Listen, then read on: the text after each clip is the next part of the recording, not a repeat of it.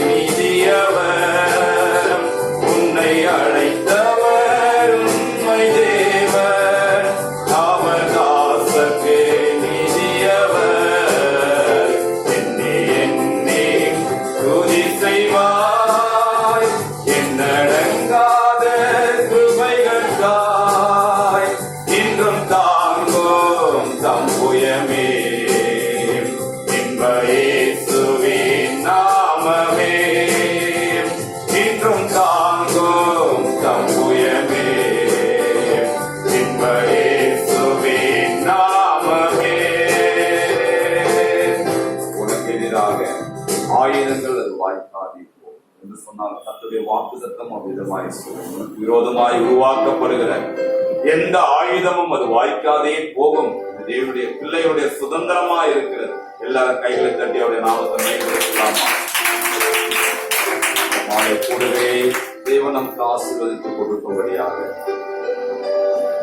காலை வேளையில் இடைப்பட்டதான தேவன் மாலை வேளையிலும் ஒரு தாசன் மூலமாய் நம்மோடு கூட ஞானஸ்நானம் எடுக்க போகிற எடுத்தவர்கள் ஒவ்வொருவருக்குமான ஆவிக்குரிய வார்த்தை இந்த நாளிலே கடந்து வந்து நம்மை ஆசீர்வதிக்கும்படியாக கர்த்தரால் ஏவப்பட்டவர்கள் யாராவது ஒருத்தர் சத்தத்தை வேண்டி செவி.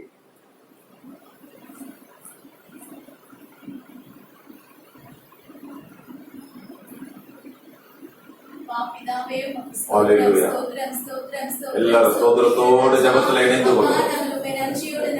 நன்றியோடு துதிக்கிறோம் ஸ்தோத்திரிக்கிறோம்ப்பா. இந்த மாலை வேளைக்காய் உமக்கு நன்றி செலுத்துகிறோம் ராஜா. என் தேவனாகிய கர்த்தாவே, நாங்கள் உம்மை துதிக்கிற ராஜா, உம்மை ஸ்தோத்திரிக்கிற ராஜா. அப்பா, இந்த மாலை வேளை நாங்கள் கூட என் தேவன் கிருபை தந்ததே, அதுக்காய் உமக்கு நன்றி அப்பா. காலையில உடைய வார்த்தைகளை கேட்டு உம்மை ஆராதித்தோம் ராஜா. என் தேவன் பிரியப்பட்டிருப்பேன் என்று விசுவாசிக்கிறோம். இப்பொழுது கூட ராஜா நாங்கள் கூடி வந்திருக்கிறோம் ராஜா. எங்கள் மத்தியிலே என் தேவனாகிய கர்த்தர் கடந்து வருவீராகப்பா. எங்கள் துதி என் தேவன் உமக்கு பிரியமா ஏற்றுக்கொள்வீராக. நீர் எங்களோட பேசுவீராகப்பா. வர இருக்கிற ஒவ்வொரு நேரத்தோடு கொண்டு வாங்க. எல்லா கடைகளையும் மாற்றின கர்த்தாவே, நீரே காத்துக்கொள்ளுங்க, பலப்படுத்துங்க. இயேசு கிறிஸ்துவின் ஜெபிக்கிறோம் எங்கள் ஜீவனுள்ள பிதாவே. ஆமென் ஆமென். கைகளை தட்டி நாம் தேவனுடைய நாமத்தை மையப்படுத்துவோம். இந்த பாடல்கள் நேரம் நாம் புதியில சாம்சன் அவங்க வந்து நடத்துவாங்க.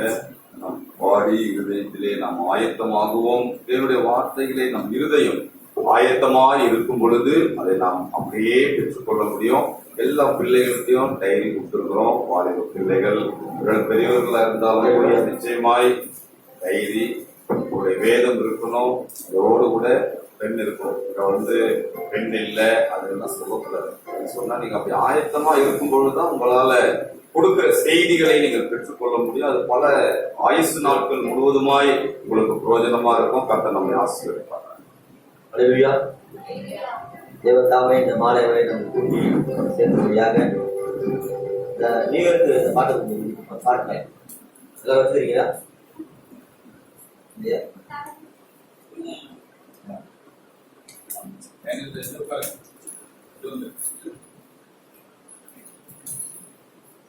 இந்த பாட்டு தாலே 4வது பாட்டு. என்னை மறவா இயேசுநாதா. உற்சாகமாய் பாடு. தேவனுடைய நாமம். என்னை மறவா இயேசுநாதா, உந்தன் தயவால் என்னை நடத்தும். என்னை மறவா இயேசுநாதா, உந்தன் தயவால் என்னை நடத்தும். வல்ல ஜீவ வாக்குத்தத்தங்கள் வழங்கனாய் இந்த நாளே ஸ்தோத்திரம். வல்ல ஜீவ வாக்குத்தத்தங்கள் வழங்கனாய் இந்த நாளே ஸ்தோத்திரம். ஆபத்திலே அருள் துணையே, பாதைக்கு நல்ல தீபமிலே. ஆபத்திலே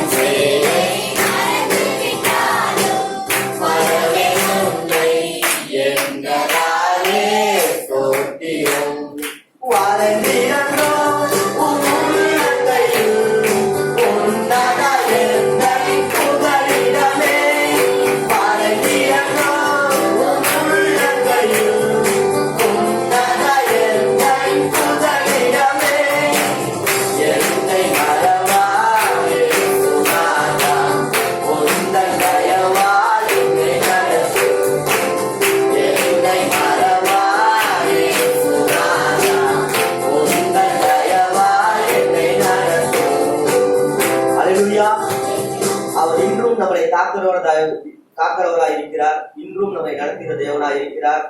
அவர் எல்லாவற்றையும் நமக்கு செய்து அவர் ஜீவமாதத்தை நமக்கு தெளிவுபடுத்தியிருக்கிறார். அப்படியாப்பட்ட உண்மையான தேவனை நாம் தொழுது கொள்வோம். பாடல் எண் 5, ஆத்துமாவை கர்த்தரை நோக்கி அமர்ந்து.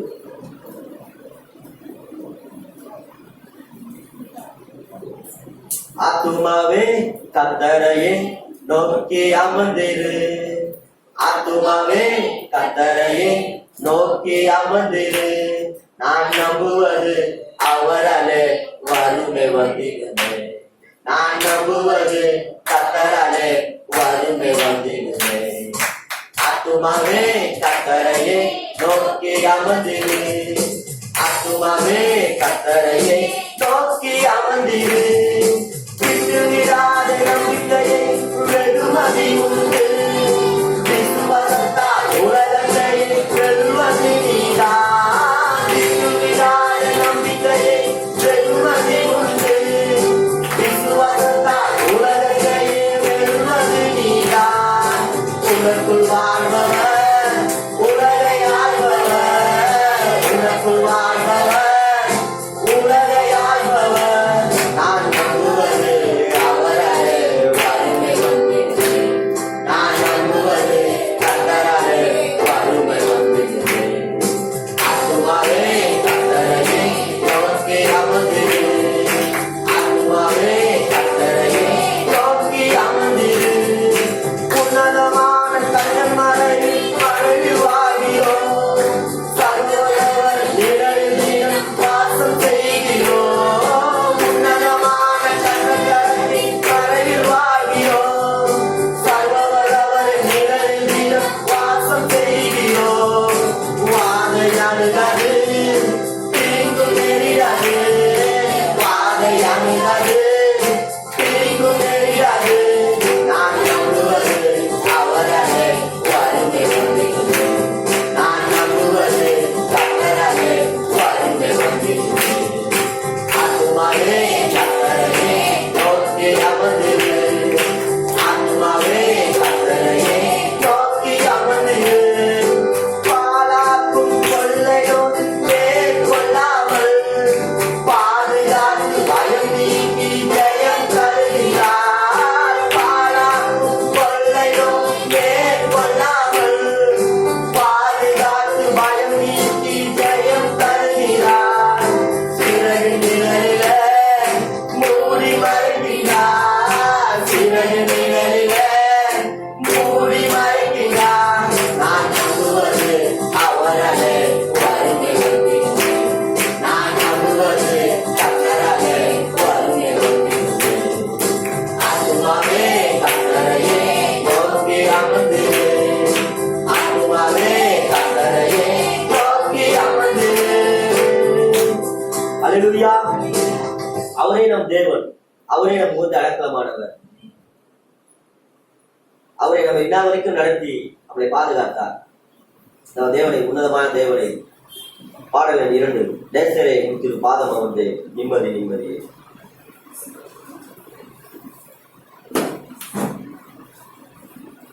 நேசரே உத்திரு பாதம் அமர்ந்து நிம்மதி நிம்மதியே,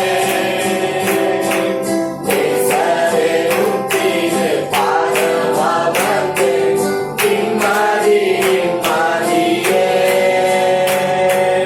ஆனவுடனே பாடி துதிப்பே ஆனந்தம் ஆனந்தமே, ஆனவுடனே பாடி துதிப்பே ஆனந்தம் ஆனந்தமே.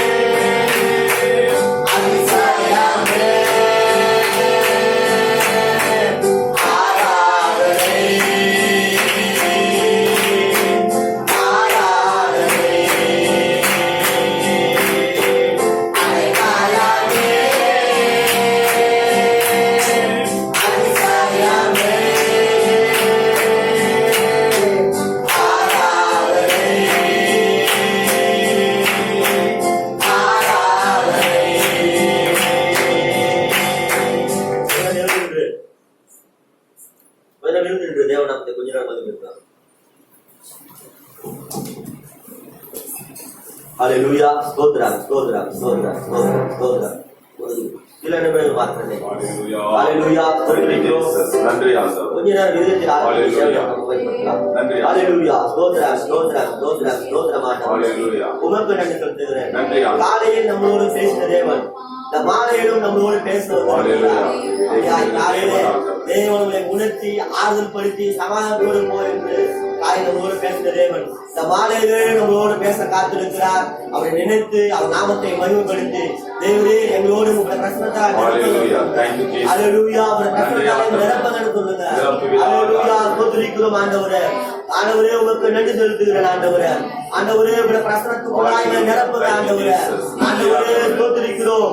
ஆண்டவரே உமக்கு நன்றி செலுத்துகிறோம் ஆண்டவரே. ஆண்டவரே நீ இன்றும் எங்களோடு ஜீவிக்கிற தேவனாய் இருக்கிறீர். அல்லேலூயா. இன்னும் எங்களோடு நீ பேசுகிற தேவனாய் இருக்கிறீர். ஆண்டவரே உமக்கு ஸ்தோத்திரிக்கிறேன் ஆண்டவரே. நீர் எங்களை வழிநடத்துகிறாத, நீர் எங்களை பேசுகிறாத, ஆண்டவரே எங்களை நிதானிப்பீராத ஆண்டவரே. ஆண்டவரே எங்களை ஆராய்ந்து அறிவீராத ஆண்டவரே. அல்லேலூயா. ஸ்தோத்திரம் ஸ்தோத்திரம் அப்பா. உமக்கு நன்றி செலுத்துகிறேன் ஆண்டவரே. நீரே எங்கள் தேவன், நீரே எங்கள் கோட்டை, நீரே எங்கள் கண்மலையாய் இருக்கிறீர். அவரே நம்மளுடைய கோட்டையாய் இருக்கிறார். அவரே நம்மளுடைய அரணாய் இருக்கிறார். நாம் நம்பியிருக்கிற தந்தமே அவர்தான். அவர் நம்மை கைவிடாத சொல்லி துதிப்போமாக. தோன்றிருக்கிறேன் ஆண்டவரே. ஓ ஸ்தோத்திரம் ஸ்தோத்திரம் ஸ்தோத்திரம் ஆண்டவரே. ஓ நன்றி அப்பா. ஆண்டவரே உமக்கு மகிமை, உமக்கு நன்றி ஆண்டவரே. அல்லேலூயா அல்லேலூயா. தோன்றிருக்கிறோம். எல்லாருக்கும் ஒரு திறந்த பாடல். இந்த பாடலை பாடி தேவனுடைய நாமத்தை மகிமைப்படுத்துவோம். விசாலமாக இதயத்தின் ஆழத்திலிருந்து நன்றி செலுத்துவோமாக.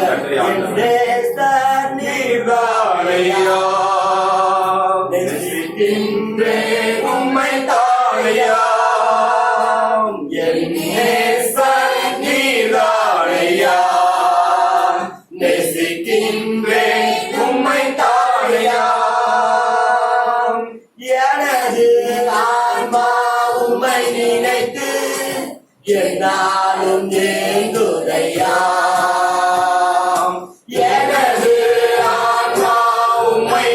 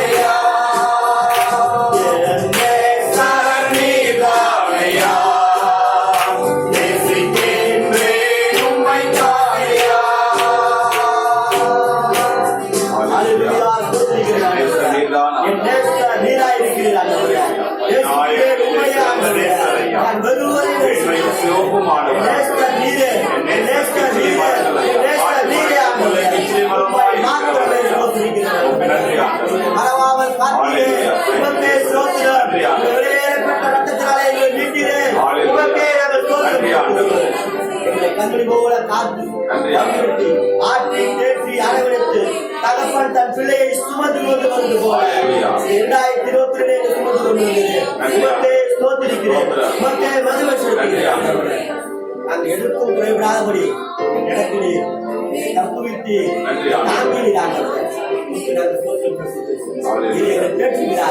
தாங்கிவிடாத வழிநடத்துகிறாங்க. எல்லாவற்றும் உங்களை கட்டினங்கள் கொடுக்கிறோம். எல்லா துணியிட புகழ்ச்சியாகும் இயேசு நாமத்தில் பிதாவே. ஆமென். கையில தட்டி அவருடைய நாமத்தை நாம் மகிமைப்படுத்துவோம். நான் அடிமைப்படேன். காலையில கேட்ட செய்தி கேட்டபடி எந்த காரியத்துக்கும் இந்த உலகத்தில் உங்களை அடிமைப்படுத்தி வைத்திருந்ததோ அந்த காரியங்களை நாம் தேவனுக்காய் இந்த 2021 வருடத்திலே நாம் பயன்படுத்தப்படுகிறோம். அல்லேலூயா.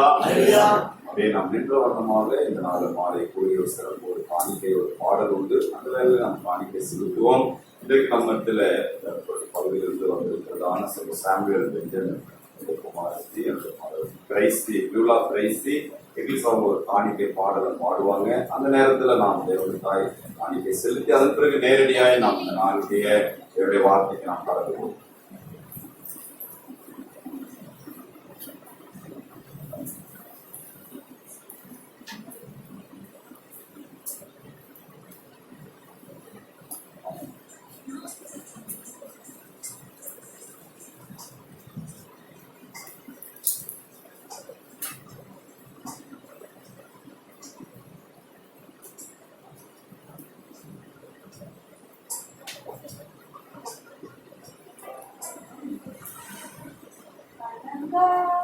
வாசலாலே பிரவேசிக்க வந்து நிற்கிறோம். தேவ வீட்டின் நன்மையாலே நிரம்பிட வந்து நிற்கிறோம்.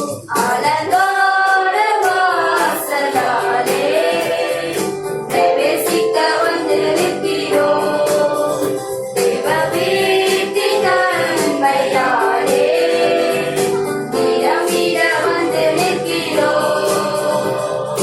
ஆராதிக்க வந்தோம்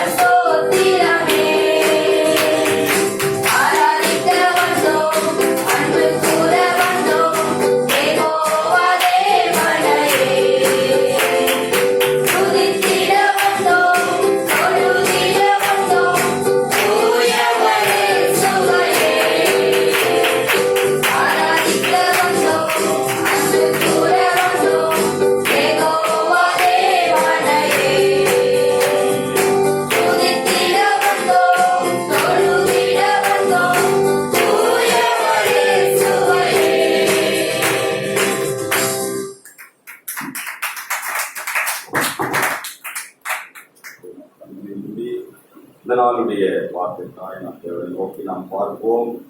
மட்டுமாய் தேவன் நம்மோடு கூட இருந்து நம்மை ஒவ்வொரு பகுதியிலாய் அவர் நம்மை ஆயத்தப்படுத்தி அவர் நம்மை ஆசீர்வதித்த ஒரு தேவனாய் இருக்கிறார். அவரிட வாக்குதத்தின்படி தேவரீர் சகலத்தையும் செய்ய வல்லவர், நீ செய்ய நினைத்தது தடைபடாது என்பதை அறிந்திருக்கிறேன் என்று யோபு பக்தன் தேவனுடைய ஆளுமையை குறித்து அங்கு ஒரு அறிக்கையை செய்கிறார். அவர் எல்லாவற்றையும் இந்த வருடத்திலே நமக்கு செய்து முடிப்பதற்கு அவர் வல்லமை உள்ள தேவனா இருக்கிறார். ஆனால் நாம் அதற்கு ஆயத்தமாய் இருக்கிறோமா, நாம் அதற்கு பாத்திரவான்களாய் இருக்கிறோமா என்று சொல்லி ஆராய்ந்து பார்ப்பதற்கு தான் இப்படிப்பட்டதான வேதபாட வகுப்புகள். நாம் நம்மை ஆயத்தப்படுத்தி கொள்ளும் பொழுது எஜமானுக்கு உபயோகமான பாத்திரமாய் அவர் நம்மை மாற்றுகிறார். அந்த தேவன் இந்த மாலை வேளையில நம்மோடு கூட அவர் பேசும்படியாக அவர் தேவனுடைய தாசர் எடுத்து வல்லமையாய் பயன்படுத்தும்படியாய் சொல்வார். டேனியல் அவர் ஜெபம் பண்ணுவார்.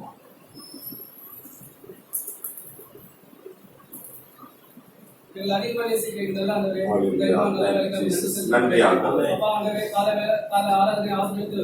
அற்புதமான சேவை தந்தை போடக்கூடிய நன்றி சொல்லுவோம். கிச்சில மரம் போல எங்க இருந்த ஆண்டவரே, நீங்க வழிநடத்த தேவனே துதிக்க மாட்டவரே, இந்த மாலை இருக்கிற நன்றி செலுத்த மாட்டவரே, பாடல் பயிற்சி ஆசிரியத்துக்கு நன்றி அப்பா. ஆண்டவரே அப்பா ஆராதனை ஆசிரியத்துக்கு நன்றி அப்பா. காணி கொடுத்த கரங்கள் ஒவ்வொரு கரங்களும் 100 மடங்கு 1000 மடங்கு அமைப்பு பிடிக்கும் தரபடி வேண்டி கொடுக்கும் அப்பா. ஆண்டவரே அதை போலாண்டவரே அப்பா அப்பா ஆண்டவரே ஜனசபையில போற ஆண்டவரே அப்பா திமுக கூட வருதுமானவரே, இயேசு கிறிஸ்து நாமத்திலே மனிதனா சரீரம் இல்லாதபடியானவரே, பரிசுத்த ஆவியில ரத்த போட மாற்றப்பட்ட நன்றி செலுத்துமானவரே அப்பா. அதே போல வாய்ப்பாளரே ஜனசபைக்கு ஒப்புக்கொடும்படி வேண்டிக் கொள்ளும் அப்பா.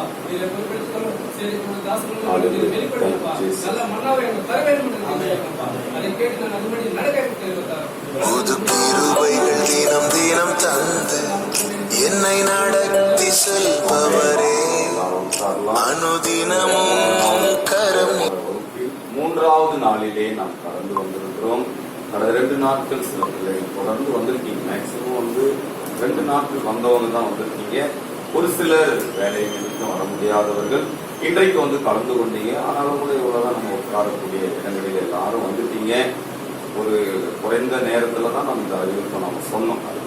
தாசர் நம்மோடு இருப்பார் என்று சொல்லி நீங்களும் கூட இந்த நாளில் கலந்து கொண்டீங்க. உங்கள் அனைவருக்காகவும் நீங்களே உற்சாகப்படுத்த கைகளை தட்டி தேவனுடைய நாமத்தை மையப்படுத்தலாமா? நீங்க வரலாம் இந்த கூடுகை கிடையாது. நீங்க இருந்தால் தான் இந்த கூடுகை, நீங்க வரும்போது தான் இந்த கூடுகை சிறப்பாக இருக்கும். தேவனுடைய நாமமும் மகிமைப்படும். அதனால எஞ்சிருக்கிற நேரத்தை அதனால தேவனுடைய தாசர் கையில நாம கொடுப்போம். ஒரு திறந்த இருதயத்தோடு நாம் இருப்போம்.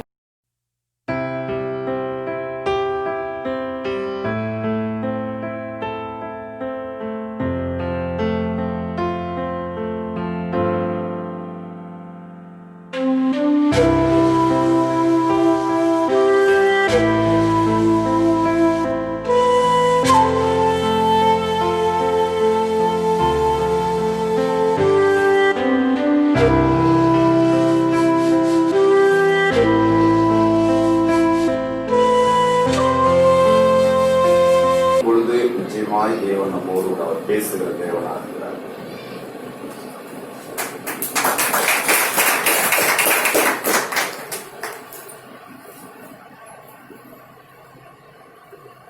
ஆண்டவராக இயேசு கிறிஸ்துவின் அன்பின் நாமத்திலே உங்களுக்கு என்னுடைய அன்பின் வாழ்த்துக்களை நான் தெரிவித்துக் கொள்கிறேன். காலை ஆராதனையிலே பங்கு கொண்ட பிள்ளைகளுக்காகவும் இன்றைக்கு இந்த ஞானஸ்தானத்தை குறித்து விசேஷமான வார்த்தை கேட்பதற்கு வந்திருக்கிற பிள்ளைகளுக்காக நான் கர்த்தரை அதிகமாய் ஸ்தோத்திரிக்கிறேன். தேவ நாமம் மகிமைப்படுவதாக. ஆண்டவராக இயேசு கிறிஸ்து புதிய ஏற்பாட்டிலே கொடுத்திருக்கிற மிக முக்கியமான ஒரு முறைமை என்று சொன்னவென்றால் ஞானஸ்தானம், அதை அடுத்து இருக்கிற திருவிருந்து ஆராதனை. இந்த ஞானஸ்தானம் என்று சொல்லும் பொழுது பழைய ஏற்பாட்டிலே அது விருத்த சேதனமாய் இருந்தது. புதிய ஏற்பாட்டில் அதை ஞானஸ்தானமாய் கர்த்தர் மாற்றினார். திரும்ப சொல்லுகிறேன், பழைய ஏற்பாட்டிலே விருத்த சேதன உடன்படிக்கையாய் ஆதியாகமம் 17ஆம் அதிகாரத்தில் ஆபிரகாமுக்கு கொடுத்தவர். புதிய ஏற்பாட்டில் இந்த விருத்த சேதனத்தை ஞானஸ்தானமாக்கினார். நான் சொல்லுகிற வசனத்தை எடுத்து வாசிக்கிறீர்களா? கொலோசையருக்கு எழுதப்பட்ட நிருபம் 2ஆம் அதிகாரம் எடுத்துக் கொள்ளுங்கள். கொலோசையருக்கு எழுதப்பட்ட நிருபம் 2ஆம் அதிகாரம் 11ஆம் வசனத்தை வாசிக்கபடி கேட்டுக் கொள்ளுங்கள். கொலோசையர் 2:11. அல்லாமலும் நீங்கள் கிறிஸ்துவை பற்றும் விருத்த சேதனத்திலே வம்சத்துக்குரிய பாவசரித்தை விட்டபடினால் கையால் செய்யப்படாத விருத்தசேதனத்தை அவருக்குள் பெற்றீர்கள். நாம் கையால் செய்யப்படாத இருதய விருத்த சேதனத்தை இயேசுவுக்குள்ளாய் பெற்றோம். எப்படி? அடுத்த வசனம், ஞானஸ்தானத்தினாலே அவரோடு கூட அடக்கம் பண்ணப்பட்டவர்களாக. கவனிச்சீங்களா? விருத்த சேதனத்தை பத்தி சொல்லிட்டு வரும் பொழுது பவுல் மிக அழகாய் சொல்லுகிறார், ஞானஸ்தானத்தினாலே இயேசுவோடு கூட அடக்கம் பண்ணப்பட்டிருக்கிறீர்கள். பிள்ளைகளை கவனித்துக் கொள்ளுங்க.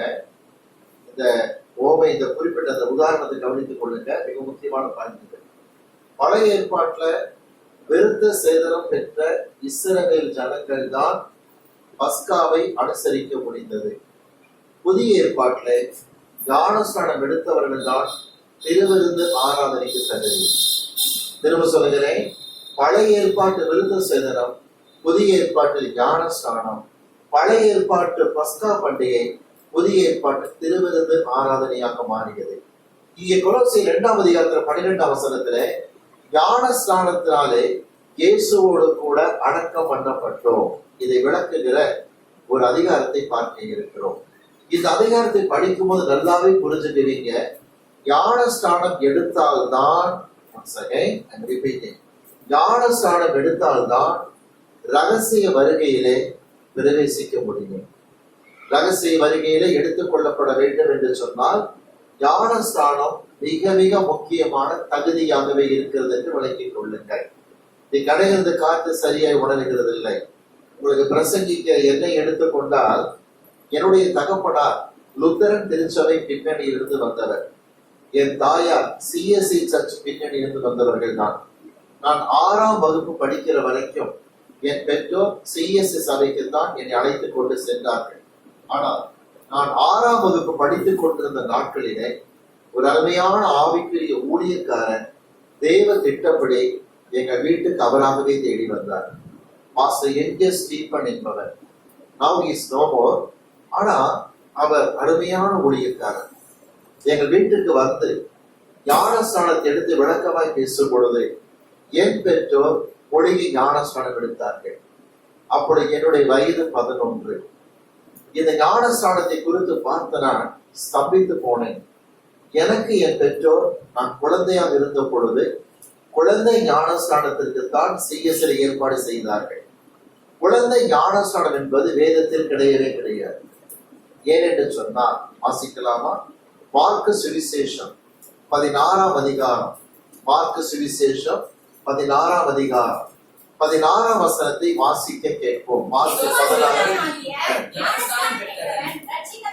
ஒன்று கேட்கிறேன். விசுவாசம் உள்ளவனாகி ஞானஸ்நானம் பெற்றால் தான், கவனிக்க, ரட்சிப்பே வருது. பிள்ளைகளை கவனிச்சுக்கிடுங்க. பாவத்தை அறிக்கையிட்டு அழுது இருக்கலாம், இனி பாவம் செய்ய மாட்டான் மனம் திரும்பி இருக்கலாம். ஆனா ரட்சிப்பு எப்ப திரும்ப கம்ப்ளீட்டா மாறுதுன்னு கேட்டீங்கன்னா, ஞானஸ்நானம் பெற்றவன் ரட்சிக்கப்படுவான். இன்னைக்கு அடைகிறதுக்கு விசுவாசம் இருக்கு. என்ன கேட்கிறாங்க தெரியுமா?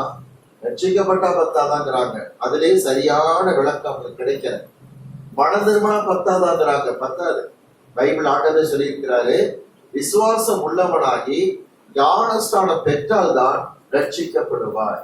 ஆக சின்ன கை குழந்தைக்கு, பிறந்த குழந்தைக்கு விசுவாசம் என்றால் என்னவென்று தெரியாது. என்னுடைய பெற்றோர் குழந்தை ஞானஸ்நானத்துக்கு நடத்தும் பொழுது என் தாயாருக்கு பிரசவம் பார்த்த டாக்டர், அவரும் செய்ய சில முக்கியமான நண்பர், அவரும் அவருடைய மனைவியும் தான் ஞான பெற்றோராய் காணப்பட்டார்கள். ஞான பெற்றோர்னா சர்ச்சில் மற்ற எல்லாம் ஞானம் இல்லா பெற்றோர் நினைச்சிட வேண்டாம். ஞான பெற்றோர்னா ஆன்மீக பெற்றோர் வச்சு குழந்தையாகிய கையில் அந்த நாட்கள் எடுத்துக்கொண்டு அப்ப இவங்க வாக்கு கொடுக்குறாங்க, இந்த குழந்தை ஆண்டவருக்காய் வளர்த்தீர்களா அப்படின்னு. ஞான பெற்றோர் வளர்ப்போங்கிறாங்க. வாக்கு கொடுத்த உடனே ரெவரண்ட் என்ன பண்ணிட்டாரு? தண்ணி எடுத்தாரு, என் தலையில தெளிக்கிறார். பிதா குமாரன் பரிசுத்தாவின் நாமத்துல தண்ணி தெளிச்சு விட்டுட்டாருங்க. முடிஞ்சு போச்சு. ஆனா என்னுடைய 16 வயது வரும் பொழுது உண்மையிலேயே உணர்ந்து ஞானஸ்நானம் எடுத்த பொழுதுதான் அதன் மகிமையை தெளிவாக கண்டேன். ஒரு செமினார் ஒன்றுக்கு நான் சென்றிருந்தேன் செய்தி கொடுக்க. அந்த கருத்தரங்கை ஒழுங்கு செய்த சகோதரன் நல்ல ஒரு ஏற்பாடு செய்திருந்தார். என்ன ஏற்பாடு தெரியுமா? ஒரு அருமையான புஸ்தகத்தை அந்த அரங்கத்திலே வைத்திருந்தார்கள். அந்த நல்லா சூடு பிடிக்குது, அருமையா செமினார் நடந்துகிட்டு இருக்கு. திடீர்னு சொன்ன 11:30 மணிக்கு இப்ப டீ பிரேக் நாங்கள் கொடுக்கிறோம், தேநீர் இடைவேளை, ஒரு முக்கியமான அறிவிப்பு கொடுக்கு என்று பிளாஸ்டிக் பைக்குள்ள வைக்கப்பட்டிருந்த கேரி பேக் ஒரு சின்ன பாலித்தீன் கவருக்கு வைக்கப்பட்டிருந்ததான ஒரு புஸ்தகத்தை காண்பித்தார். தலைப்பு பார்க்க ரொம்ப அட்ராக்டா இருக்கு. இல்லைன்னா குழந்தை ஞானஸ்நானம் பற்றி வேதம் என்ன கூறுகிறது. இந்த புக்கு இங்கிலீஷ்ல கூட இருக்குங்க, அதை எடுத்து காட்டுறார். What does the Bible say about infant baptism. நல்ல திக்கான புக்கு, நிறைய காஸ்ட்லியா இருக்கும் நினைச்சிட்டு இருந்தா 10 ரூபாய் அப்படின்னா எல்லாருக்கும் ஒரே சந்தோஷம்.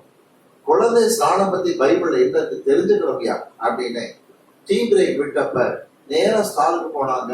ஒருத்தர் 100 ரூபாய் கொடுத்து 10 புக் வாங்கிட்டேன், 10 புக் வாங்கிட்டேன். ஒருத்தர் 50,000 கொடுத்து 5 புக்கு வாங்கிட்டார். எல்லாரும் புக்கை வாங்கினாங்க. குழந்தை ஸ்நானம் பற்றி வேதம் என்ன சொல்லுகிறது, கவரை உடைச்சாங்க, புக்கை திறந்தாங்க, வெறும் ஒயிட் பேப்பர் தான் உள்ள இருக்கு. அதான் வேதம் ஒன்று சொல்லவில்லை.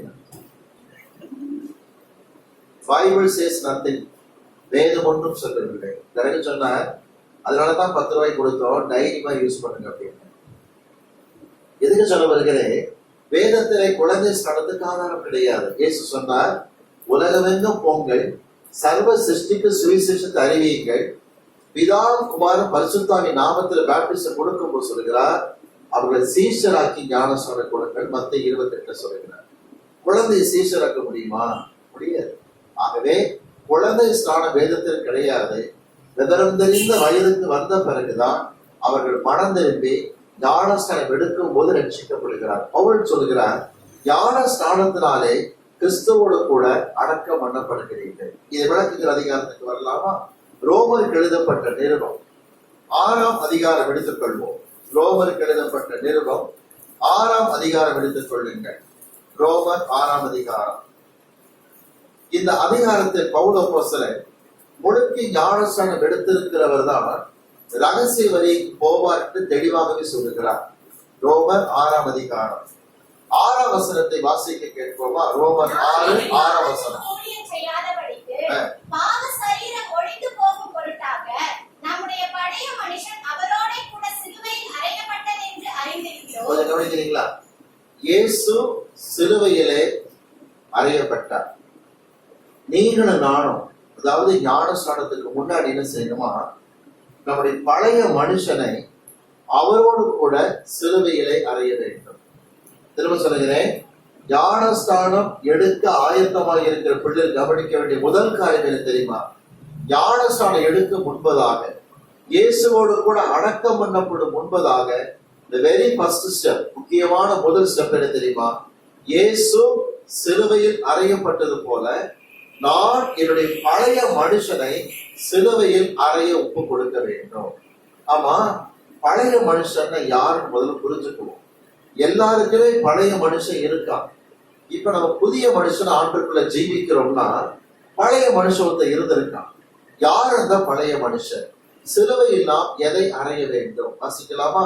ரோமர் 6 அடையாளம் வைத்துக் கொள்ளுங்கள். கலாத்தியர் 5ஆம் அதிகாரத்துக்கு திரும்புங்கள். கலாத்தியருக்கு எழுதப்பட்ட நிருபம் 5ஆம் அதிகாரத்துக்கு வாருங்கள். 5ஆம் அதிகாரம் வாசிப்போம். வசனம் 24 வாசியுங்கள். கலாத்தியர் 5:24. கிறிஸ்துவினுடையவர்கள் தங்கள் மாம்சத்தையும் அதன் ஆசை இச்சைகளையும், இதுதாங்க பழைய மனுஷன். கவனிக்க பிள்ளைகளே, மாம்சத்தின் ஆசை இச்சைகள் தான் பழைய மனுஷன். ரோமர்ல சொல்லுகிறார், பழைய மனுஷனை சிலுவையில் அறையுங்கள். கலாத்தியருக்கு சொல்லுகிறார், மாம்சத்தையும் அதன் ஆசை இச்சைகளையும். கிறிஸ்தவ பிள்ளைகள் சிலுவையில் அறைந்திருக்கிறார்கள். ஒரு முக்கியமான கேள்வி, இச்சை என்கிற வார்த்தை பவுல் சொல்லுகிறாரே, மாம்சத்தையும் அதன் ஆசை இச்சைகளையும். மொத்தத்திலேயே மாம்சத்தை சிலுவையில் அறைய வேண்டுமானால் அதன் இச்சைகளும் சிலுவையில் அறையப்பட வேண்டும். ஒரு முக்கியமான கேள்வி எழுப்புகிறது, இச்சை என்கிற வார்த்தைக்கு அர்த்தம் தான் என்ன? ஆசைப்படுவது தவறா? விருப்பப்படுவது தவறா? ஆசை, விருப்பம் இவைகளெல்லாம் இச்சை அல்ல. நீங்க மனதில் அதிகமா யோசிப்பீங்க, இந்த சர்ச்சில் மெம்பரா இருக்கிறேன், என்னை கொண்டு நிறைய ஆத்மாக்கள் ஆண்டவர் சபையை கொண்டு வரணுமே, இது தப்பே கிடையாது. இது ஆசை, விருப்பம், வாஞ்சை. ஆனா இச்சை என்பது வேறு. கணவன் மனைவிக்குள் இருக்கிற மாம்ச பிரகாரமான அன்பு ஒரு இச்சையா? இல்லவே இல்லை. ஆனா இச்சை என்பதற்கு சரியான விளக்க வேண்டும் என்று சொன்னால் விளங்கிக் கொள்ளுங்கள். ஆசை, விருப்பம், வாஞ்சை எல்லாம் இருக்கலாம். இச்சை என்பதற்கு எவரைய பாஷைப்படி சரியான வரையறை என்னவென்றால், எதை கர்த்தர் உனக்கு வேண்டாம் என்று வைக்கிறாரோ அதை நாடுவதை இச்சை. திரும்ப சொல்கிறேன், உங்களுக்கு ஆண்டவர் எதை வேண்டாம் என்று ஒதுக்கி வைக்கிறாரோ அதை நாடுவதை இச்சை. வாசிக்கலாமா? பைபிள்ல முதல் வார்த்தை எங்க வருது பாருங்க. ஆதியாகமம் 3ஆம் அதிகாரம். ஆதியாகமம் 3ஆம் அதிகாரம் எடுத்துக் கொள்ளுங்கள். ஆதியாகமம் 3ஆம் அதிகாரம் வாசிப்போம். 6ஆம் வசனத்தை வாசியுங்கள். அந்த விருட்சம் புசிப்புக்கு நல்லதும், பார்வைக்கு இன்பமும், புத்தியை தெளிவித்திருக்கும் இச்சிக்கப்படத்தக்க விருட்சம். ஆமா, இங்கேயே அந்த வார்த்தை இச்சிக்கப்படத்தக்க விருட்சம் வந்திருக்கு. கவனிங்க பிள்ளைகளே, இது ஜீவ விருட்சம். அந்த கனியை பறித்து புசித்தால் என்றைக்கும் உயிரோடு இருக்கலாம். ஜீவ விருட்சத்திற்கே கர்த்தர் கொடுத்த வார்த்தை தெரியுமா? இச்சிக்கப்படத்தக்கது என்று கண்டான்னு போட்டிருக்கு. பைபிள்ல முதோ இச்சைங்கிற வார்த்தை இங்கதான் வருது. ஆமா, எதனால கர்த்தர் இந்த இச்சைங்கிற வார்த்தை கொடுத்தா தெரியுமா? அதே அதிகாரத்துல பாருங்க, வசனம் 9, ஆதியாகமம் 3:9. ஆதாமை கூப்பிட்டு, நீ எங்கே இருக்கிறாய் என்றார். அதற்கு அவன், நான் தேவரீருடைய சத்தத்தை தோட்டத்திலே கேட்டு நான் நிர்வாணியாய் இருப்பதால் பயந்து ஒளிந்து கொண்டேன் என்றார். நிர்வாணி, பயந்து ஒளிந்திருக்கிறேன். 11ஆம் வசனம் வாசி. அப்பொழுது அவர், நீ நிர்வாணி என்று உனக்கு அறிவித்தவன் யார்? புசிக்க வேண்டாம் என்று நான் உனக்கு விலக்கின விருட்சத்தின் கனியை விலக்கின விருட்சம். கவனிங்க, இந்த வார்த்தை எல்லாம் சேர்ந்து சொல்றீங்களா? விலக்கின விருட்சம். சொல்லுங்க பாப்போம். விலக்கின விருட்சத்தை நாடியதால் இச்சை என்கிற வார்த்தை வந்தது. தேவன் எதை நமக்கு வேண்டாம் என்று தள்ளி வைக்கிறாரோ அதில் நாம் நாட்டம் கொள்ளவே கூடாது. சில சமயத்துல வாழ்க்கை துணையை தேர்ந்தெடுக்கிற விஷயத்தில் அநேக வாலிபர்கள் தவறு செய்கிறது உண்டு. தங்கள் சிந்தனைகளிலே தேவன் எதை தங்களுக்கு விலக்கி வைக்கிறாரோ அதை நாடுவார்கள். அதற்கு பெயர் காதல் அல்ல, இச்சை என்று விளங்கிக் கொள்ளுங்கள். இச்சை என்றால் தேவன் எதை உனக்கு விலக்கி வைக்கிறாரோ அதை நாடுவது. வாசிக்கலாமா? ஆதியாகமம் 39ஆம் அதிகாரத்துக்கு விரைந்து வாருங்கள். ஆதியாகமம் 39ஆம் அதிகாரம் வசனம் 9 வாசிப்போம். 39:9 வாசிப்போம். யோசேப்பு சொல்லுகிறார், போர்த்திபார் மனைவியை பார்த்து, இந்த வீட்டில் என்னிலும் பெரியவன் ஒருவனும் இல்லை. நீ போர்த்திபாரின் மனைவியாய் இருக்கிறபடியால் அர்த்தம் என்ன? உன்னை விலக்கி வைத்திருக்கிறார். எனக்கு விலக்கி வைத்திருக்கிற உன்னை எப்படி நான் நேசிப்பது, எப்படி நான் விரும்புவது? இப்ப விளங்குற பாயிண்ட் உங்களுக்கு என்னன்னு, எது உங்களுக்கு விலக்கம் என்று அறிவிக்கப்படுகிறதோ அதை நீங்கள் நாடினால் அதற்கு பெயர் தான் இச்சை என்பதான். ஒரு ஆவிக்குரிய சபையிலே சேலத்தில் கண்ட ஒரு பரிதாபம் என்ன தெரியுமா? அண்ணன் தங்கையாகத்தான் அந்த வாலிப பிள்ளைகள் பழகினார்கள். உடன் பிறந்த அண்ணன் தங்கையும் கிடையாது. வாய்க்கு வாய் அண்ணா என்பாள், இவனும் தங்கச்சி என்றுதான் கூப்பிடுவான். ஆனால் அவனுக்குள் தங்கை என்று அழைக்கப்பட்ட அவளை குறித்து தெளிவான எண்ணங்கள் இல்லாதபடிக்கு ஒரு காதல் ஏற்பட்டது. இது புனிதமானதல்ல, இச்சை என்று விளங்கிக் கொள்ளுங்கள். இவளும் அண்ணன் என்றுதான் பாசத்தோடு கூப்பிட்டாள். ஒரு நாள் இந்த வாலிபனையும் அந்த வாலிப பெண்ணையும் காணவில்லை. நகை வருகிறவர்கள என்று எங்கிட்ட செஞ்சுட்டாங்க. சபை மக்கள் தலை குனிந்தார். வேதனையோடு சொல்லுகிறேன், எதை தேவன் உனக்கு விலக்கி வைக்கிறாரோ அதை நீ நாடுவாயானால் அதற்கு பெயர் இச்சை. உங்களுக்கு தெரிந்த சம்பவம் தான். தாவீது போருக்கு போக வேண்டிய நாள் வந்துச்சு. தாம் போருக்கு போகல. தளபதி யோவாவை அனுப்பிட்டார். நல்லா படுத்து தூங்கினார். மத்தியானம் சாயங்காலத்துல உப்பரிகளை உலாத்திக்கிட்டு இருக்கிறார். அப்ப போர் அந்த இடத்துல பத்சேபாள் இருக்கிற பெண்மணி, அதாவது உரியா என்கிற சோல்ஜருடைய மனைவி, ராணுவ வீரன் மனைவி குடித்துக் கொண்டிருக்கிறார். அவன் குடிக்கிறது தப்பா சொல்ல முடியாதுங்க. சோல்ஜர் மனைவிக்கு என்ன நம்பிக்கை தெரியுமா? நம்ம ராஜா கடமை தவறாமல் போருக்கு போயிருப்பாருன்னு பிரியா குடிச்சுக்கிட்டு இருக்கான். இந்த சோம்பேறி பற்றி அவளுக்கு தெரியல. ஆச்சுங்களா? அவன் நினைச்சா கடமை தவறாம ராஜா போருக்கு போயிருப்பார். ஆனா இவன் செய்தது என்ன தெரியுமா? தாவீது போருக்கு தளபதி அனுப்பிட்டு இவர் மதியம் தோங்கி உப்பரிகள் உலாத்தி கொண்டிருக்கிறார். பத்சேபாள் குளிப்பதை பார்த்தார். கண்களின் இச்சை, தன் ராஜா என்கிற உரிமையிலே தகாததை செய்தார். மாம்சத்தின் இச்சை, தன்னை எப்படி காப்பாற்றிக் கொள்ள அவளை கட்டாயமாக விதவை ஆக்கினார். ஜீவனத்தின் பெருமை, கண்களின் இச்சை, மாம்ச இச்சை, ஜீவனத்தின் பெருமை. பாவத்தின் சம்பளம் மரணம். குழந்தை பிறந்தது, அது மரணம் அடைந்தது. திருமதி வாசகம் புரிந்து கொள்ளுங்க.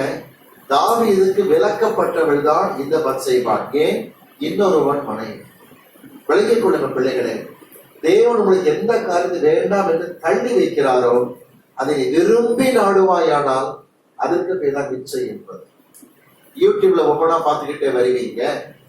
சில தலைப்புகள், படங்கள் அட்ராக்டிவா காணப்படும். ஆவியார் சொல்வார், இது உனக்கு தேவையில்லாதது.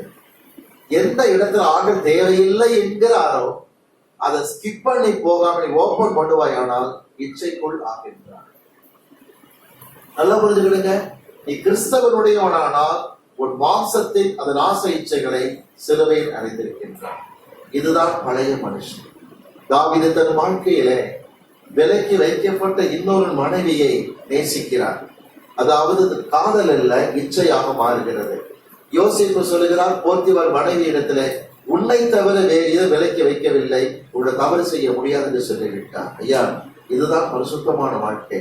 எதை கர்த்தர் எனக்கு வேண்டாம் என்று தள்ளி வைக்கிறாரோ அதை நான் நாடுவது, தேடுவது, வெறித்தனமாக அலைவதற்கு பேர் தான் இச்சை என்று விளங்கிக் கொள்ளுங்கள். இப்ப ஆவியானவர் கொண்டு பேசுவார். எது எது அவருக்கு பிரியமில்லாம நீங்க விரும்பி இருக்கின்ற கருத்தை கர்த்தர் பேசுவார். நல்லா புரிந்து கொள்ளுங்க. இச்சை என்பது தேவ சமூகத்தில் பாவமான காரியம். வாஞ்சையை குறித்து சொல்லவில்லை. புனிதமான சில வார்த்தைகள் உண்டு. கர்த்தருக்குள் வாஞ்சிக்கிற காரியங்கள் வேறு, ஆனால் இச்சை என்பது வேறு. பிரியமான பிள்ளைகளே, மாம்சத்தையும் அதன் ஆசை இச்சைகளையும், இச்சை என்பது வரும் பொழுது ஒரு காரியம் நடக்கிறது தெரியுமா? துணிகரம் மேற்கொள்ள ஆரம்பித்து விடுகிறது. எப்படி? வாசிக்க பார்ப்போம். 2 சாமுவேல் 11ஆம் அதிகாரம். 2 சாமுவேல் 11ஆம் அதிகாரம் எடுத்துக்கொள்ளுங்கள். எடுத்துக்கொண்டீர்களா? 2 சாமுவேல் 11ஆம் அதிகாரம் 3ஆம் வசனத்தை வாசியுங்களே. 2 சாமுவேல் 11:3. அப்பொழுது தாவீது அந்த ஸ்திரீ யார் என்று விசாரிக்க ஆள் அனுப்பினான். அவர் எலியாமின் குமாரத்தியும் ஏத்தியனான உரியாவின் மனைவியுமாகிய பத்சேபாள் என்றார்கள். கொஞ்சம் கவனிங்க. குளிச்சுக்கிட்டு இருக்கிறது யாருன்னு கேட்ட உடனே அறிவிப்பு கொடுத்துட்டாங்க. யார், வேற யாரும் இல்லப்பா, உரியாவுடைய மனைவி. சரி, போகுது. அடுத்த வார்த்தை எலியாவின் குமாரத்தின்ட்டாங்க. அடப்பாவி, எலியாவின் குமாரத்தை தாவீதுக்கு அதில் விழுந்த உடனே அவனுக்கு மேற்கொண்ட அந்த தப்பான எண்ணம் வந்திருக்க கூடாது. யார் தெரியுமா எலியாவின் குமாரத்திங்கிற பத்சேபாள்? தாவீதுக்கு வலது கையாக இருந்து நல்ல ஆலோசனை சொல்லி கொடுத்துக்கிட்டு இருந்த அகிதோப்பேலின் பேத்தி தான் இந்த பத்சேபாள். அகிதோப்பேலுக்கு குமாரன் எலியாம், எலியாவின் குமாரத்தி பத்சேபாள். என்ன தோணிருக்கிற மனசுல? எனக்கு வலதுகையா இருக்கிற நண்பன் அகிதோப்பேல், அவன் பேத்தி வாழ்க்கையை பாழாக்கிறதா யோசிச்சிருக்கணும். இச்சை அங்கு ஓவர் கம் பண்ண ஆரம்பித்ததை தன்னை ஒப்பு கொடுத்தார் தாவீது. பிரச்சனைக்குள்ளாய் சிக்கிக் கொண்டார். வாசிப்போம். 2 சாமுவேல் 23ஆம் அதிகாரம். 2 சாமுவேல் 23:34 நாம் வாசிக்க கேட்போம். 23:34 வாசிக்க. ஆகாத்தியனின் குமாரத்தியாகிய அகஸ்பாயின் மகள் எலிசபெத் ஈனோனியனாகிய அகிதோப்பேலின் குமாரன் எலியாம் என்பவன். அகிதோப்பேலின் குமாரன் தான் எலியாம். கவனிங்க சிஸ்டர் பிரதர், எலியாவின் குமாரத்தை தான் பத்சேபாள். உரியாவின் மனைவி மட்டுமல்லையா, எலியாவின் குமாரத்தை. உனக்கு வலதுகையாக இருக்கிற அகிதோப்பேலுக்கு பேத்தி அவள். இச்சை மேற்கொள்ள ஆரம்பித்தது. தாவீது மரியாதை கெடுத்துக் கொண்டான். என் அன்பு பிள்ளைகளை கவனித்துக் கொள்ளுங்கள். மாம்சத்தையும் அதன் ஆசை இச்சைகளையும் சிலுவையில் அறைவதுதான் பழைய மனுஷனை சிலுவையில் அறைவது. இன்னைக்கு வாழ்க்கையில் அறிந்து கொள்ளுங்க. டிவி நீங்க ஓபன் பண்ணாலும் சில காரியத்தை பார்க்க கூடாது என்று ஆவியானவர் உள்ளத்துல ஏவுதல் கொடுப்பார். அதை மீறி அப்படி என்னத்தான் இருக்குது பார்த்து விடுவோமோ இது பார்க்க துவங்கும் பொழுது இச்சைக்குள்ளாக சிக்கிக் கொள்ளுகிறீர்கள். பழைய மனுஷனை அவன் ஆசை இச்சைகளை சிலுவையில் அறிய கற்றுக்கொள். முதல் தகுதி சிலுவையில் இயேசு அறையப்பட்டார். கவனிங்க, என் மாம்சத்தை அதன் ஆசை இச்சையை சிலுவையில் அறைகின்றேன். நம்பர் 2, ரோமர் 6ஆம் அதிகாரத்துக்கு வாங்க. இயேசு அறையப்பட்டார், நானும் பழைய மனுஷனை அறைகிறேன். 2வது காரியம், ரோமர் 6ஆம் அதிகாரம் எடுத்துக் கொள்ளுங்கள். வசனம் 10, 11 வாசிப்போம். அவர் மரித்தது பாவத்திற்கென்று ஒரே தரம் மரித்தார். சிலுவையில் அறையப்பட்ட இயேசு மரணம் அடைந்தார். இசைக்கார்படி அவர் சிலுவையிலே மரித்தார். எப்படியா? 10ஆம் வசனம் பாருங்க. பாவத்துக்கென்று ஒரே தரம் மரித்தார். தொடர்ந்து வாசிங்க. அவர் பிழைத்திருக்கிறது தேவனுக்கென்று பிழைத்திருக்கிறார். அப்படியே நீங்களும் உங்கள் பாவத்திற்கு மரித்தவர்களாகவும் நம்முடைய கர்த்தராகிய இயேசு கிறிஸ்துவுக்கு தேவனுக்கென்று பிழைத்தவர்களாகவும் எண்ணிக்கொள்ளுங்கள். செகண்ட் ஸ்டெப் என்ன தெரியுமா?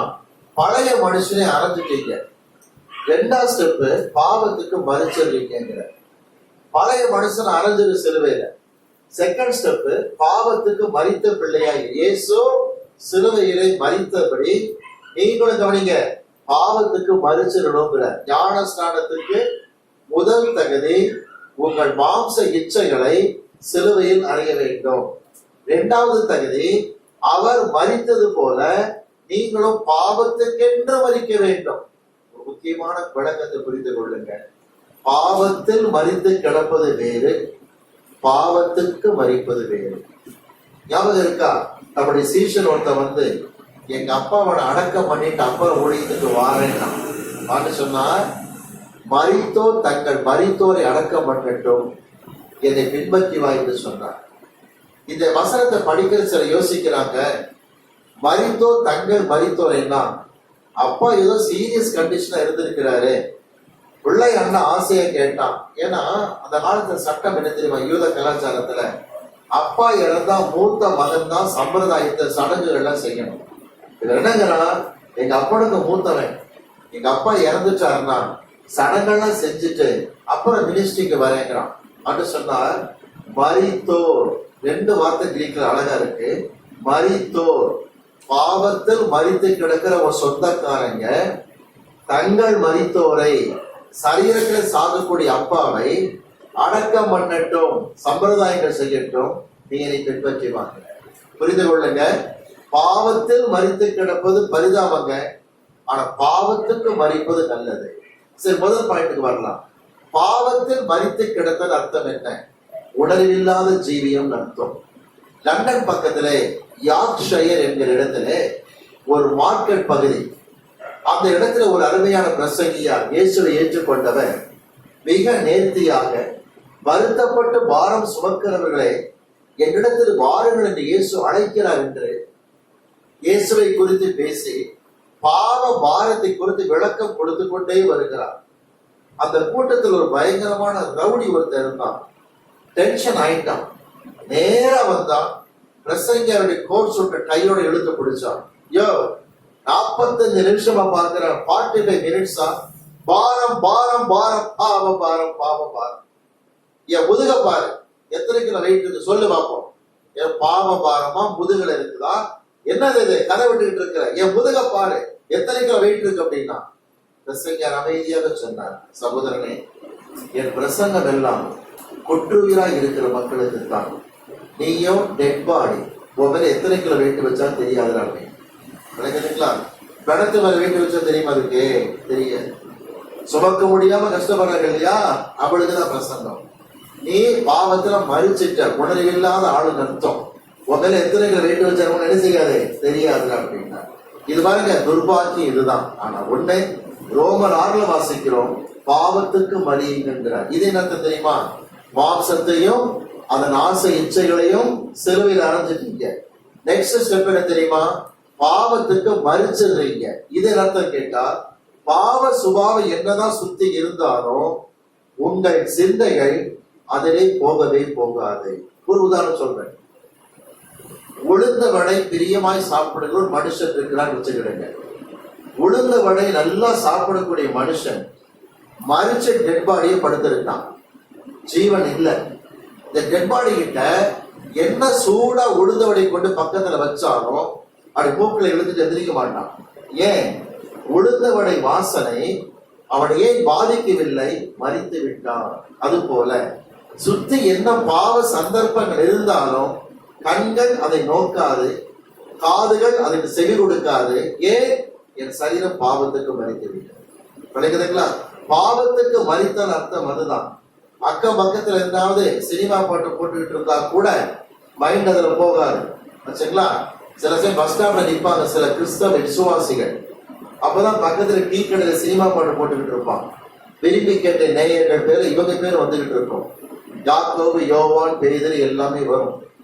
ஆனா அந்த பாட்டு ஆரம்பிச்சோடனே என்னதான் இருந்தா அந்த காலத்து பாட்டு ஏவின்றாங்க ஜிக்கி வாய்ஸ் அதுல லயிச்சிடும் மனசு ஆட்டோமேட்டிக்கா.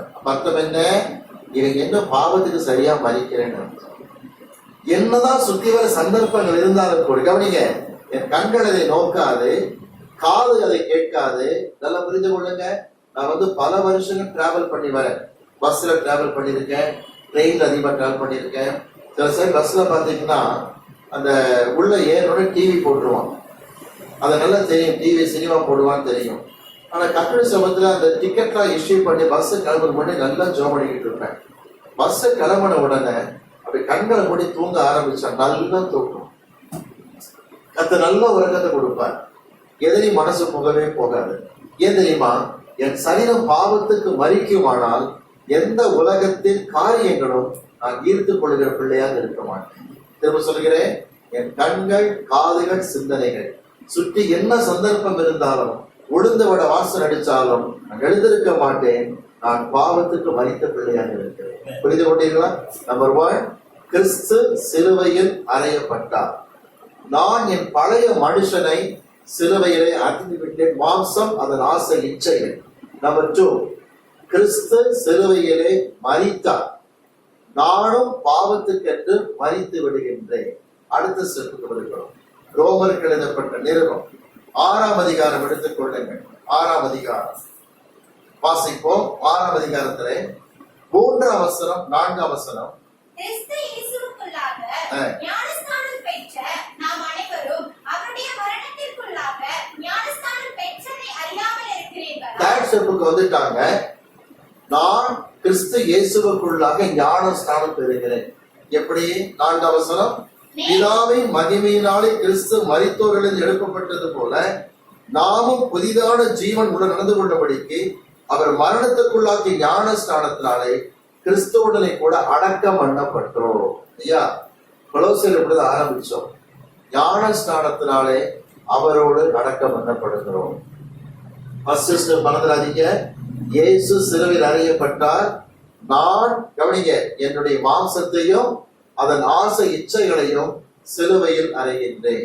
நம்பர் 2, கிறிஸ்து மரித்தார், நானும் பாவத்துக்கென்று மரிக்கிறேன். அதுக்கு அடுத்த ஸ்டெப் தாங்க ஞானஸ்நானமே. இன்னைக்கு முதல்ல முடிவு பண்ணிக்கிடுங்க. மாம்சம் அதன் ஆசை இச்சை சிலுவையில் அரைஞ்சிட்டீங்களா? இச்சைனா என்னன்னு பார்த்தோம். ஒருவேளை உங்களுடைய செல்போன்ல தேவைப்படாத வேண்டாத நம்பர்கள் இருக்குமானால், மொபைல் நம்பர் இருக்குமானால் டெலீட் பண்ண ஆயத்தமாக இருங்க. கர்த்தர் சொல்லுவார், இது வேண்டாம் அப்படின்னு சொன்னார்னா அது வேற விருப்பம் வைக்க வேண்டாங்க. அதுதான் இச்சை என்பது. அடுத்து பாவத்துக்கு மறிச்சிருங்க. பாவத்துக்கு மறித்த அர்த்தம் என்ன? அந்த காலத்துல உங்ககிட்ட வேண்டாத கதை பேசிக்கிட்டு இருந்த, அசிங்கமாக பேசிக்கிட்டு இருந்த அந்த உறவினனையோ சொந்தக்காரனையோ சொந்தக்காரியையோ அல்லது எந்த ஒரு உறவின் முறை சிநேகிதனையோ மறுபடி சந்திக்க நேர்ந்தால் மனது பழைய காரியத்துக்கு போகவே போகாது. ஏன்? பாவத்துக்கு மறித்த பிள்ளைகளாக இருக்கிறேன். நான் என்னுடைய 28 வயது இருக்கும் சமயத்துல திருச்சி மாவட்டத்துல என்னுடைய உறவின் முறையார் அவங்க வீட்டுல நான் ஒரு தங்கியிருந்து ஊழியம் செய்து கொண்டிருந்தேன். பாபு என்கிற ஒரு அருமையான வாலிபன் என்று வந்தான். அவனுக்கு இந்த மாம்ச விஷயங்கள பயங்கர போராட்டம். என்ற ஒரு நாள் சொன்னா, ஆண்டுக்கு முழுமை எப்ப கொடுத்துட்டேனே, ஆனா மாமா மகள் அவளோடு எனக்கு அதிகமான கடந்த நாட்களில் தவறான பழக்கங்கள் இருந்தது. எங்க இருக்கு அந்த பொண்ணு கேட்டேன். நாங்க திருச்சி, அவருக்கு கரூர்ல இருக்கு அப்படின்னா. சரி, வெரி குட். இப்ப என்ன பிரச்சனை கேட்டேன். அந்த பொண்ணை நான் வந்து பார்த்து பேச கூட விரும்பல. நாங்க முந்தையெல்லாம் மாடியில உட்காந்து தனியா கண்ட கண்ட காரியங்கள்லாம் பேசிக்கிட்டு இருப்போம். இனி இந்த பிள்ளைய நான் கண்டே பார்க்க கூடாது அப்படி சொல்லி ஜோம் பண்ணாங்கப்பா. அப்படியே அவளை பார்க்க நேர்ந்தாலும் பழைய சுபாவத்தை கிடம் கொடுக்காம கர்த்தர் கிரியை செய்வார். ஆனால் நீ பாவத்துக்கு மறித்ததாக.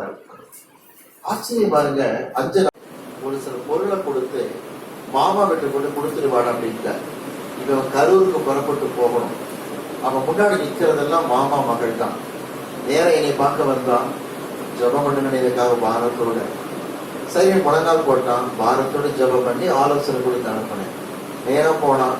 எங்க மாமா வீட்டுல போன உடனே வரவேற்பு கொடுத்தாங்க. இவன் பழைய பாபு இல்லை, முற்றிலுமா கம்ப்ளீட்டா மாறிட்டான். லைஃபே மாறிடுச்சு. அந்த பொருளை கொடுத்துட்ட உடனே உள்ள வச்ச உடனேயே ஜபம் பண்ணலாம் அப்படின்னா மாமாவுக்கு அத்தைக்கு ஆச்சு. இவன் ஜபங்கிறான் இவன் அப்படின்னு நின்று ஜெபிக்கிறான். என் பயணத்தை வாக்கியப்படி கொடுத்ததற்காக ஸ்தோத்திரம் அப்பா. ஜபமணி முடிச்சோன்னு கேட்டா, எங்க உங்கள் மகள் மஞ்சுளான்னு கேட்டா, மஞ்சுளா 2 வீட்டுக்கு போயிருக்கா. ஒரு 2 days கழிச்சா வருவான். முக்கியமா டூர் போயிருக்காங்க. அப்பாடா மனசுல இருந்து கொஞ்ச நேரம். ஒரு நாள் முழுக்க தங்கினான். அடுத்த நாள் புறப்பட்டு வீட்டுக்கு வந்துட்டான். நேரம் வந்தான். வெற்றி அப்படின்னா இது வெற்றி இல்லைன்னா அப்படின்னு கர்த்தர் உனக்கு ஃபர்ஸ்ட் ஸ்டெப் கொடுத்துட்டாரு, தொடர்ந்து நல்லா ஜோம் பண்ண அப்படின்னு. சரியா ஒரு 10 நாள் ஆச்சு. திரும்ப அவங்க அப்பா இன்னொரு வேலையை கொடுத்து மாமாட்ட கொண்டு கொடுத்துக்கோன்னு அனுப்புறாரு. ஏதோ பிசினஸ் டிரான்சாக்சன் அவங்களுக்குள்ள. இப்ப இதை எடுத்துக்கிட்டு போனா, ஆனா 1 வாரம் தங்கிதான் வர வேண்டியது. என்ன செய்வது? திரும்ப ஜெபிக்க வந்தான். ஜெபம் பண்ணி சில ஆலோசனை கொடுத்தேன். போனா முதல்ல அவனை வரவேற்றது மாமா மகள் தான் வரவேற்றான். பாப்பா அப்படி சொல்லி உள்ள ரிசீவ் பண்ணாங்க. பிறகு எல்லா அத்தை மாமா கூப்பிட்டான். எல்லாரும் முழங்கால் போடுங்க இவனு ஜெபம் பண்ண ஆரம்பிச்சான். அத்தை மாமா சொல்லிட்டாங்க அந்த பொண்ணுகிட்ட, அந்த மாதிரி பாபு புத்தி மாதிரி இல்ல, பைபிள் படிக்கிறான், ஜெபிக்கிறான், காலங்காத்த 4 மணிக்கு தெரிஞ்சு பாட்டு பாடிக்கிட்டு இருக்கிறான்னு சொல்லிவிட்டாங்க. அவளுக்கு பாபுவை பார்க்க ஆசை. இவன் வந்திருக்கா, இப்ப ஜெபம் பண்றான். இவனுக்கு அவன் மேல பயத்தை கர்த்தர் ஏற்படுத்த ஆரம்பித்தான். மாலை நேரம் வந்தது. பொதுவாக மாமா அத்தை வெளியில உட்காந்து பேசுவாங்க.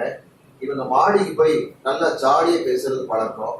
இப்ப அவன் அந்த ஹாலிய உட்கார்ந்து, மஞ்சுளா பைபிள் எடுத்துட்டு வர சில வார்த்தை சொல்றேன்னா அவளுக்கு பைபிளை கொண்டு வந்தான்.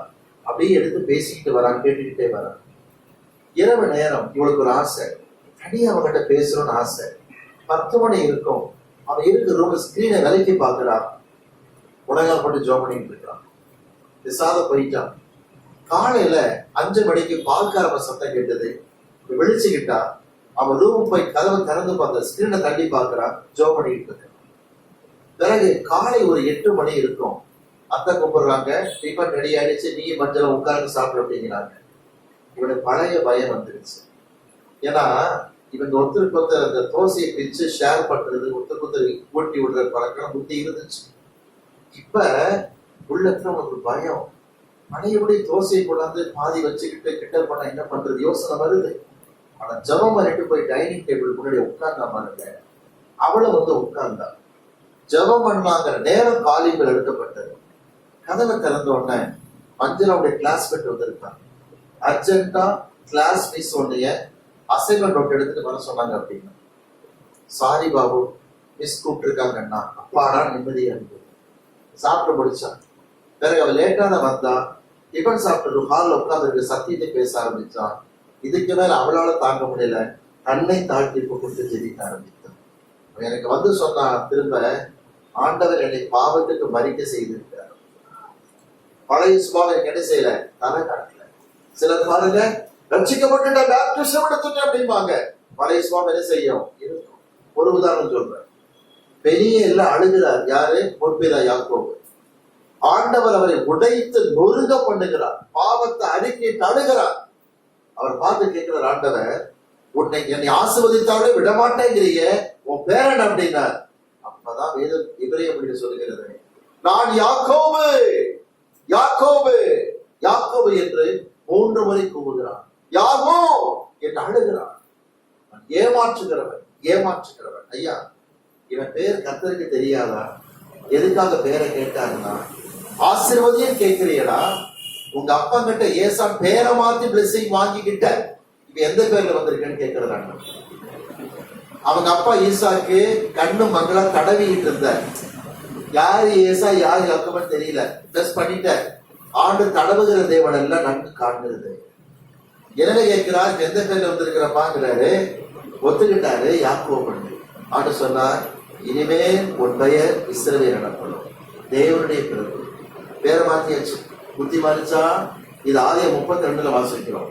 ஆனா ஆதிய 43 அதிகாரத்துக்கு வந்தா கவனிங்க, 6ஆம் வசனத்துல யாக்கோபு சொல்றாரு தன்னுடைய பிள்ளைகளை பார்த்து, ஏப்பா எகிப்துக்கு போனீங்க, உங்களுக்கு இன்னொரு தம்பி இருக்கிறான் பென்யமீன், அவங்கிட்ட ஏயா சொன்னீங்க? விளக்குதுக்கு அர்த்தம் என்ன? எனக்கு பிள்ளைய பிறந்து பொய் சொல்ல தெரியல வருத்தப்படுறாரு. விளக்குதுங்களா? பிள்ளைங்க என்ன சொல்லி கொடுக்கிறாரு? ஏமாத்துறதுல நான் PhD பண்ணிருக்கேன், டாக்டரேட் வாங்கியிருக்கேன், எனக்கு பிள்ளையா பிறந்து ஏமாத்து தெரியலையே வருத்தப்படுற மாதிரி. 43:6 வாசிக்கிறோம், பழைய சுபாவம் மாறும். எனவே ஆதிய 46:2 சொல்லுகிறது, கர்த்தர் மறுபடியும் அவரை பார்த்து யாக்கோபை யாக்கோபு கூப்பிட்டதாக ஆதிய 46:2 வாசிக்கிறோம். பிள்ளைகளை கவனிங்க, பாவத்துக்கு மறுச்சீங்கன்னா பழைய சுபாவம் என்ன செய்யக்கூடாது? தலை காட்டக்கூடாது. நம்மால் ஒருத்தன் கன்வென்ஷன் போயிருந்தான், ஒரு வாரம் கன்வென்ஷன் முடிச்சு வந்தான், பயங்கர கோபக்காரன். நேரா வீட்டுக்கு வந்தான், மனைவி பார்த்து சொன்னான், பா உடைய பழைய புருஷன் இல்ல புதிய புருஷனாக வந்திருக்கிறேன்னா. ஏற இறங்க பார்த்தா அதே அழுதான், நான் புதிய மனுஷன், பழைய மனுஷன் செத்து போயிட்டான் அப்படின்னா. இவனுக்கு டவுட், இவ்வளவு சீக்கிரம் மாறுவாராக அப்படின்னு. ஆமாங்க, பழைய மனுஷன் செத்துட்டானா? செத்துட்டான் அப்படின்னு சத்தமா சொன்னான். திரும்ப கேட்டான், உண்மையே பழைய மனுஷன் செத்துட்டானா? செத்துட்டாங்கிறல்ல அப்படின்னா. கத்துனா பாருங்க, தொண்டை பிடிச்சிருச்சு. வாட்டர் பிளேஸ் அப்படின்னா மனைவி தண்ணி கொண்டு வந்தான். பக்கத்துல கொண்டு வந்து கொடுக்கிறச்ச வேணும்னு டம்ளர் ஷேக் பண்ண பாருங்க, டம்ளர் ஷேக் ஆன உடனே கொஞ்சம் தண்ணி ஷேக்ல பட்டுருச்சு. எருமை மாடு பார்த்து கொடுக்க கூடாது அப்படின்னா. இப்ப சொன்னா பழைய மனுஷன் சாகல, மயக்கம் தான் போட்டிருந்தான், தண்ணி தெளிச்சோட எதிர்ச்சிட்டான். பத்தியா, தண்ணி தெளிச்சோட எதிர்ச்சிட்டான் பாரு. சில வாழ்க்கையில பாத்தீங்கன்னா சுபாவங்கள் மாறுகிறது இல்ல. பிள்ளைய கவனிங்க, ஞானஸ்நானத்தின் ஆயத்தம் என்ன? மாம்சத்தையும் அதன் ஆசை இச்சைகளையும் சிலுவையில் அறைகிறேன், பாவத்திற்கு மறித்து விடுகிறேன். அடுத்த ஸ்டெப் பாருங்க, ரோமர் 6ஆம் அதிகாரம் 4ஆம் வசனம், ஞானஸ்நானத்தினாலே கிறிஸ்துவுடனே கூட அடக்கம் பண்ணப்பட்டோம். தேட் ஸ்டெப் அதுதாங்க. எப்படியா? 4ஆம் வசனம், பிதாவின் மகிமையினாலே கிறிஸ்து மரித்தோரிலிருந்து எழுப்பப்பட்டது போல நாமும் புதிதான ஜீவன் உள்ளவர்களாய் நடந்து கொள்ளும்படிக்கு அவர் மரணத்துக்குள்ளாகும் ஞான ஸ்நானத்தினாலே கிறிஸ்துவுடனே கூட அடக்கம் பண்ணப்பட்டோம். கவனிக்கிறீங்களா? ஞான ஸ்நானங்கிறது அடக்கம் பண்றது. அறியப்பட்டார், மரித்தார், அடக்கம் பண்ணப்பட்டார். கவனிக்க, நான் மாம்ச இச்சைகளை பழைய மனுஷன் அறிகிறேன், பாவத்துக்கு மறிக்கிறேன். கவனிக்க, பழைய மனுஷனை அடக்கம் பண்றேன். உண்மையிலேயே குடும்பத்தில் ஒரு மரணம் யாருக்கா ஏற்பட்டுருச்சுன்னா அடக்கம் பண்ணித்தான் ஆகணும். இல்லைங்க ரொம்ப நெருங்கட சொந்த இருந்துட்டு போட்டு சொல்ல முடியுமா? அடக்கம் பண்ணித்தான் ஆகணும். பழைய மனுஷனை அடக்கம் பண்ணணும். அதுக்கு பேர் தான் ஞானஸ்நானம். சிலவே பாவத்தை அறிக்கையிட்டு மனம் திரும்பி விட்டு ஞானஸ்நானம் எதற்கு? இல்லப்பா, பழைய மனுஷன் அடக்கம் பண்ணி ஆகணும். பழைய மனுஷனை அடக்கம் பண்ணணும். கவனிப்போம், இயேசு மரித்தோர் விட்டு எழுந்திருந்தது போல நானும் ஞானஸ்நானத்தினாலே பழைய மனுஷனை அடக்கம் பண்ணி புதிய வாழ்க்கைக்காக அவர் கொடுக்கிற ஜீவனோடு தண்ணீர் விட்டு வெளியே வருகின்றேன். விளங்குதுங்களா? இந்த அடக்கம் பண்ற காரியம் வரைக்கும் 3 பாயிண்ட் இருக்கு. நான் சொல்றது சொல்லுங்க பார்ப்போம். அறையப்பட வேண்டும், மரிக்க வேண்டும், அடக்கம் பண்ணப்பட வேண்டும். இப்ப இந்த அளவுக்கு 3 கரெக்டா இணைஞ்சிருந்தீங்கன்னா தான் இயேசு உயிர்த்தெழுந்த சாயல்ல மறுபடியும் வரும் பொழுது, கவனிங்க, உங்க சரீரமோ ஏன் சரீரமோ அந்த சாயல்ல மாறும். நீங்க கவனிக்கிறீங்களா? அவர் அறையப்பட்டார், பழைய மனுஷன் அறைகிறேன். அவர் மரித்தார், பாவத்துக்கு மறிக்கிறேன். அவர் அடக்கம் பண்ணப்பட்டார், ஞானஸ்நானத்தில் அடக்கம் பண்ணப்படுகிறேன். இதெல்லாம் மரண சாயல். அறையப்படுதலும் மரித்தலும் அடக்கம் பண்ணப்படுதலும் மரண சாயல். கவனிக்க, இந்த லிங்க் எனக்கு கரெக்டா இருந்தா தான் இயேசு உயிர்த்தெழுந்த சரீரத்தில் வரும் பொழுது நானும் மறுரூபமாக்கப்பட முடியும். வாசிக்க பார்ப்போம். ரோமர் 6ஆம் அதிகாரம் 5ஆம் வசனம் என்ன சொல்லுகிறது? ஆதலால் அவருடைய மரணத்தின் சாயலில் நாம் இணைக்கப்பட்டவர்களானால் பாத்தீங்களா? கவனிச்சீங்களா? மரண சாயல்ல ஒழுங்கா லிங்க் இருக்குன்னு சிஸ்டர் பிரதர். மரண சாயல் இணைப்பு கரெக்டா இருக்கு. என்ன இணைப்பு? அவர் அறையப்பட்டார், பழைய மனுஷனை அறைகிறேன். அவர் மரித்தார், பாவத்துக்கு மரிக்கிறேன். மூணாவது ஸ்டெப் என்ன?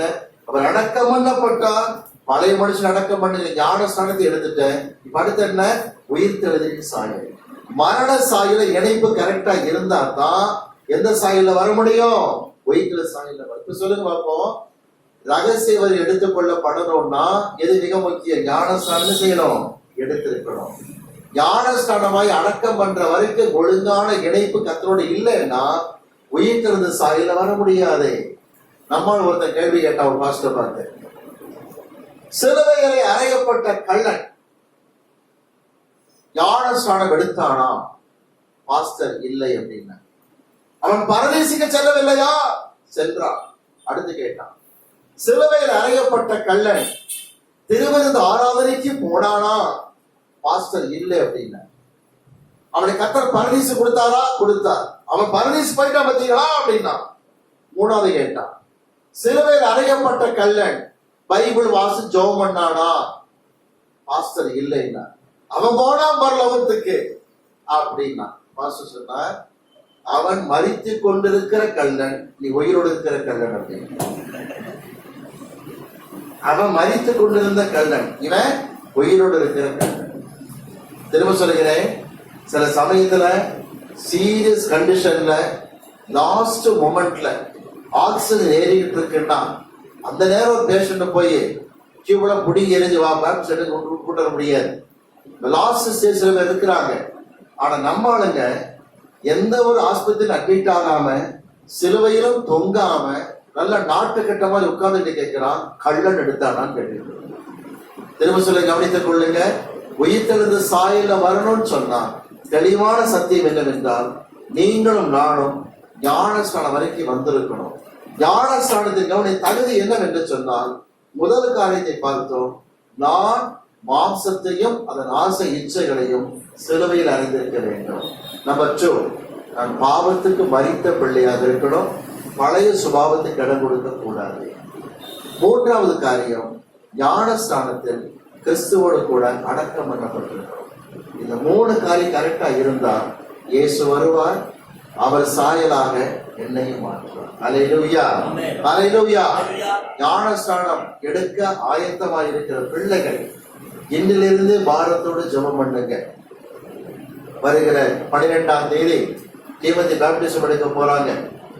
எத்தனை பேர் ஒப்பு கொடுக்குறீங்களோ உங்கள் போதகிட்ட சொல்லும் போது ஒரு காரியம் ஆயத்தப்பட்டு செய்யுங்க.